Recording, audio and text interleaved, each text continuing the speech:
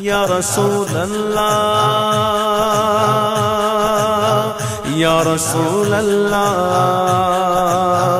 یا حبیب اللہ یا حبیب اللہ یا رسول اللہ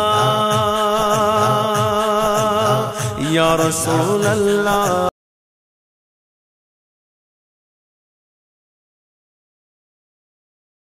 مگر صحابی کہتی ہے انگلیاں ملائی نہیں حضور نے، وہ فرج بینہما چھیا، درمیان فاصلہ رکھا. فرمایا میں اور یتیم کی پرورش کرنے والا جنت میں یوں ہوں گے، جنت میں یوں ہوں گے، مگر فاصلہ رکھا انگلیوں میں. پھر دن بدلا، آج حضور کا ٹاپک بدلا کہ آقا دو جہاں نے خطاب کیا. آج اس بندے کی فضیلت بیان کی جسے اللہ بیٹیاں عطا کرے اور وہ اچھی تربیت کر دے. آج پھر امام الانبیاء کی دونوں انگلیاں اٹھی ہیں.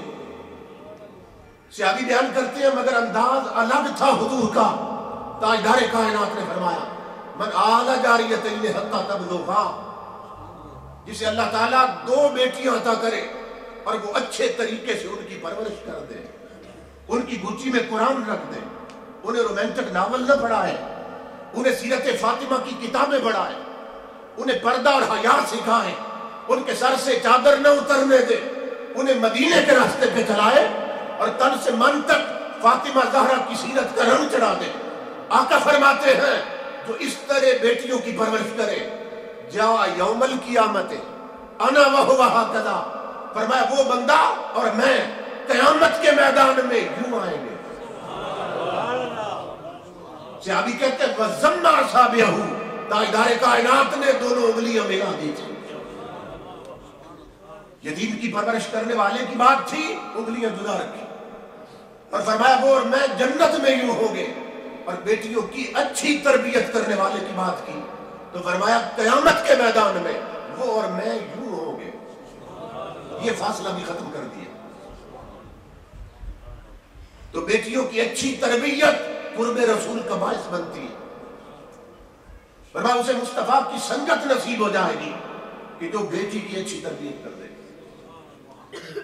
یہاں عقیدے کی ایک بات عرض کرتا جاؤں، حضور صلی اللہ علیہ وسلم نے فرمایا وہ اور میں یوں ہوں گے قیامت کے دن جس نے بیٹی کی اچھی تربیت کی.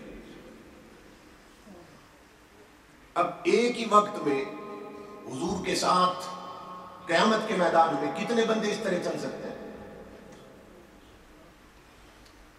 ایک ہی وقت میں قیامت کے میدان میں کتنے بندے چل سکتے؟ حضور نے دونوں انگلیاں ملا کے بتایا کہ بیٹی کی اچھی تربیت کرنے والا میرے اتنا قریب ہوگا قیامت کے میدان میں کہ اس کے اور میرے درمیان تیسرا بندہ کوئی نہیں ہوگا. اتنا قرب نصیب ہوگا اسے. اب ایک ہی وقت میں حضور کے ساتھ کتنے بندے اس طرح چل سکتے ہیں؟ 3. ایک دائیں چل سکتا ہے، درمیان دوسرا کوئی نہ ہو. ایک بائیں چل سکتا، ایک پیچھے چل سکتا، آگے تو چل کوئی نہیں سکتا. حضور کا ادب ہے آگے تو چل کوئی نہیں سکتا. تو 3 ہی بندے چل سکتے ہیں نا ایک ہی وقت میں. اب سوچنے کی بات یہ ہے کہ امام الانبیاء یہ خوشخبری صرف 3 بندوں کو سنا رہے ہیں یا پوری امت کو؟ پوری امت کو سنا رہے ہیں، پوری امت کو سنا رہے ہیں. تو ایک ہی وقت میں 3 بندے یوں چل سکتے ہیں تو خوشخبری پوری امت کو کیسے سنا رہے ہیں؟ کیونکہ حضور کی امت میں صرف 3 بندے تو نہیں ہوں گے جنہوں نے بیٹیوں کی اچھی تربیت کی. ہر دور میں لاکھوں کروڑوں ہوں گے جنہوں نے بیٹیوں کی اچھی تربیت کی ہوگی. مگر میرے آقا بتا رہے ہیں نادان تو عظمت مصطفیٰ نہیں سمجھتا. اگر 3 نہیں 3 لاکھ اور کروڑوں ہو جائیں، اربوں انگنت ہو جائے، بیٹیوں کی اچھی تربیت کرنا تیرا کام ہے. کروڑوں بھی ہوں گے تو ہر غلام سمجھے گا مصطفیٰ میرے ساتھ کھڑے ہیں. اور یہی عقیدہ حاضر و ناظر ہے. اللہ اکبر.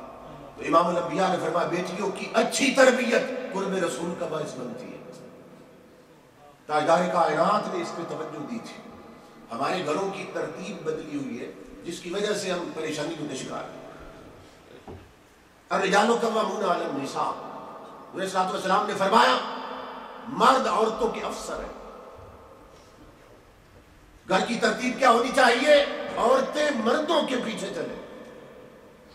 اگر فرمایا اذا جاء امورکم الی نسائکم فبطن الارض خیر لکم من ظاہرہا، جب تمہارے گھر کے معاملات اور زندگی کے سارے فیصلے عورتوں کے ہاتھ میں چلے گئے تو پھر تم ہلاک ہو جاؤ.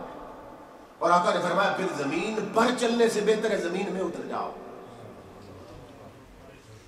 کہ مرد ہو کے عورتوں کے پیچھے چلے، فرمایا پھر تمہارے لیے جینے سے مر جانا بہتر ہے. ترتیب کیا ہوگی گھر کی؟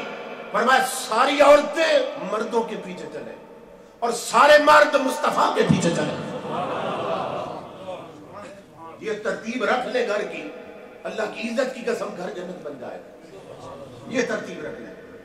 میری ماں بہنیں بیٹیاں بھی سن رہی ہیں، عورتیں مردوں کے پیچھے چلے اور مرد سارے مصطفیٰ کے پیچھے چلے.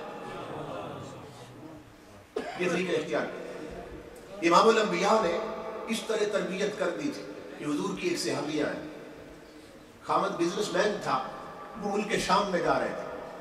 انہوں نے سارا گھر کا سودا سلب لا کے، 1 مہینہ رہنا تھا یا 2 مہینے، وہ گھر میں لا کے رکھ دیا کہ اسے باہر نہ نکلنا. سودا لانے کے گھر میں رکھ دیا اور اسے فرمانے لگے کہ میں یہ آرڈر دے کے جا رہا ہوں کہ تو نے گھر سے نہیں نکلنا. بلکہ حدیث پاک میں ڈبل سٹوری تھی کہ آپ اوپر اپنا جو حصہ ہے اس سے نیچے نہیں آنا، گھر سے نہیں نکلنا کچھ بھی ہو جائے. اس نے کہا میں وعدہ کرتی ہوں آپ میرے خامد ہیں، میں نے آپ کے پیچھے چلنا ہے، مطمئن رہے. وہ چلے گئے.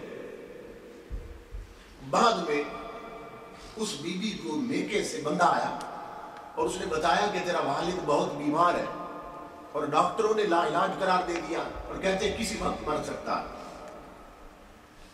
آؤ اپنے باپ سے آخری ملاقات کر لو. وہ تاجدار کائنات کی تربیت یافتہ تھی. آج کے دور کی ہوتی دوڑ جاتی. اس نے سہیلی بھیجی حضور کی طرف کہ میرے آقا باپ بیمار ہے اور قریب الموت، مرنے والا، اور خامد کہہ کر گیا نیچے نہیں اترنا، گھر سے نہیں نکلنا. میرے آقا میں کیا کروں؟ آقا نے فرمایا اتی زوجک، اے میری بیٹی اگر مجھ سے مشورہ لیتی ہے تو اپنے خامد کی مان. کچھ بھی ہو جائے خامد کے پیچھے چل، جو وہ کہہ گیا اس کی مان. امام الانبیاء کے غلاموں وہ نہیں گئی، حتیٰ کہ باپ مر گیا، مرنے کی اطلاع آ گئی. اب دفن ہونے والا ہے، باپ جنازہ ہوگا، فوت ہو گیا، آؤ آخری بار مرے ہوئے باپ کا چہرہ دیکھ لو. اس نے پھر آدمی بھیجا حضور کی طرف کہ میرے آقا میرا باپ فوت ہو گیا، کیونکہ آخری بار میں منہ دیکھنے جا سکتی ہوں؟ خامد سے وعدہ تھا گھر سے نہیں نکلنا. امام الانبیاء نے فرمایا اتی زوجک، اے میری بیٹی اپنے خامد کی مان. یہ سمجھیے خامد کا مقام کیا ہے. فرمایا بیٹی بیٹی خامد کی مان. وہ نہیں نکلی گھر سے، باپ دفن کر دیا گیا.